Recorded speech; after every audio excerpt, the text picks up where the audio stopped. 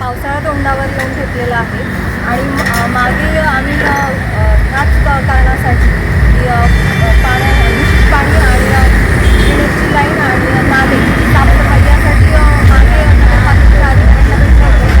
दादू साहेबांनी व्हिजिट केली, पण आज RDAचे अधिकारी आले, त्यांनी पाहणी केली आणि जो त्यांनी बघितलं की बऱ्याचशा पाण्याच्या लाईनी त्या रस्त्याच्या मधोमध आल्या आहेत. रस्ता वाइंडिंग झाला, त्या काळातल्या लाईनींची काही कामं केली गेलेली नाही. पण आता लोकांच्या आरोग्याशी खेळ होत आहे. बऱ्याचशा लाईनी सुटलेल्या आहेत आणि त्यामुळे दूषित पाणी लोकांच्या घरामध्ये जात आहे, पिण्यात जात आहे आणि त्यामुळे लोकांच्या आरोग्याचा मोठा प्रश्न निर्माण झालेला आहे.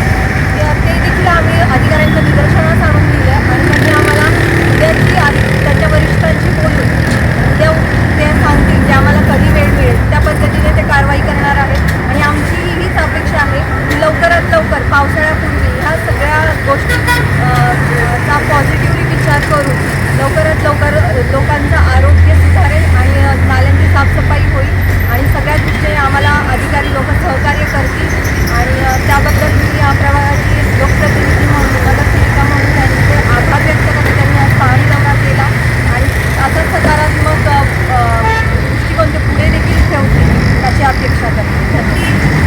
4 दिवसापूर्वी आरोग्य डिपार्टमेंट दादूसाहेब दौरा केल्यानंतर आपलं असं ठरलं PWच्या ऑफिसला जाऊन त्यांचं निवेदन देऊ.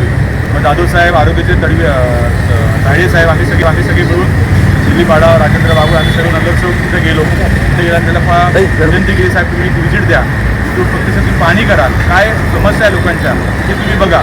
त्या पद्धतीने आज त्यांनी आमचा वेळ दिला होता. त्या पद्धतीने आज आले MGPचे अधिकारी, PWचे अधिकारी, नगरपालिकेचे अधिकारी आले, त्यांनी पाहणी केली. त्यांचं मनपूर्वक धन्यवाद आणि लवकरात तोडगा काढण्याची ही विनंती आम्ही करतो की लोकांची पाणी हे पूर्ण लोकांच्या घरामध्ये शिरतं. नाला तुम्ही बघितला त्याचा पॅक नाला आहे सध्याचा. आम्ही विनंती केली की लवकर करून देतो बोलले. MGPचे अधिकारी आले होते, महासाहेब साहेब ते बोलले. आम्ही त्यांना बोललो, रिक्वेस्ट केली, साहेब लवकर मार्ग काढा, काहीतरी मार्ग काढून द्या आम्हाला. ते बोलले की आम्ही आमच्या वरिष्ठ अधिकाऱ्यांशी बोलतो, तुम्हाला उद्याची वेळ देतो बोलले, अशा आम्हाला असं बोलले. 4 दिवसापूर्वी आम्ही लोक PWD साहेब जे कार्यकारी अभियंता आहेत, बांधकर साहेब आहेत, त्यांचे सावंत साहेब आलेले आहेत, आमचे जाधव साहेब आहेत, बागळे साहेब आहेत, हे सर्वांनी 4 दिवसापूर्वी सुद्धा आम्ही असा दौरा केला होता. नंतर मानकर साहेबांना भेटलो. ते बोलले की मंगळवारी तुम्हाला आम्ही टाईम देतो. टाईम दिल्याप्रमाणे ते लोक आलेच सुद्धा. पण नुसतं येऊन काही फायदा नाही आहे, याच्यावरती कारवाई कशी होईल हे यांनी विचार करायला पाहिजे. वॉटर सप्लायचे पण जे कनेक्शन गटरामध्ये लिकेजेस आहेत, आरोग्याला लोकांचा धोका आहे. जे मेन बदलापूर कल्याण रोडला जो पाणी साचतं 6-6 फूट 7-7 फूट आणि लोकांच्या घरामध्ये 3-3 फुटावरून पाणी असतं, त्याला सर्वस्व जबाबदार PWD, MMRDR, वॉटर सप्लाय. आमची नगरपालिका कमी आहे, पण हे लोक जास्तीत जास्त जबाबदार आहेत. अगर या लोकांनी व्यवस्थित काम नाही केलं तर आमच्या स्टाईलनी, शिवसेनेच्या स्टाईलने आम्ही आंदोलन करणार. अत्यावश्यक सेवेमध्ये जे काम करणे काळजी करायचे, जे काम शक्य त्याचं करायला पाहिजे, साफसफाई करायला पाहिजे. आता आम्ही कल्याण बदलापूरच्या गायत्रीचा जो दाखवला आहे, तिथं चेंबर्स बांधणं वगैरे साईडला घेऊन काम करता येईल ना, खूप मोठं काम करता येईल. कॉपर डॅम करता येतात, समुद्रामध्ये आपण ब्रिज बांधतो तेव्हाच कामं होतात.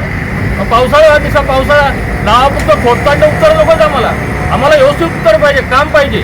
काम झालं तर समाधान होईल ना. नागरिक आम्हाला या लोकप्रतिनिधी म्हणून निवडून दिले ना, नागरिकांनी त्यांच्या सेवेसाठी दिलंय ना. त्यांची समस्या आम्ही नाही सोडवणार, कोण सोडवणार. महामार्गावर पाणी साठल्याला पाणी पुरवठ्याच्या लाईनचा काही संबंध येत नाही आहे.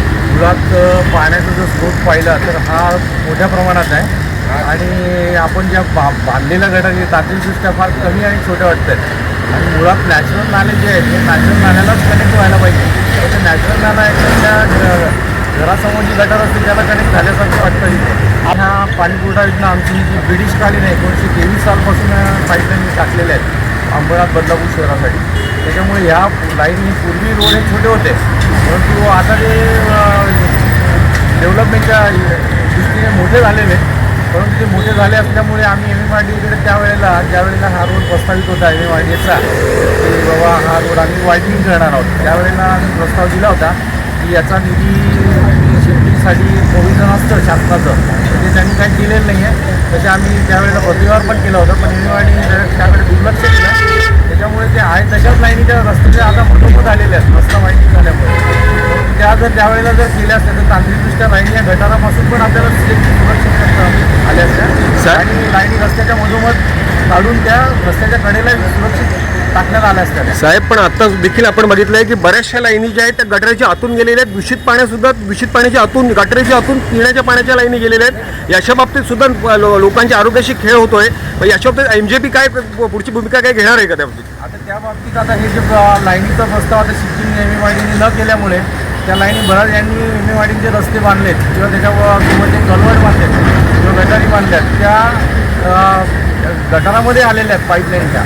तर त्या आता साहेबांशी चर्चा करून आज पाहणी केली, त्या पद्धतीने साहेबांशी चर्चा करून त्या लाईन सुरक्षित कशा करता येईल त्याबाबत त्यांनी साहेबांशी चर्चा केली. ओके.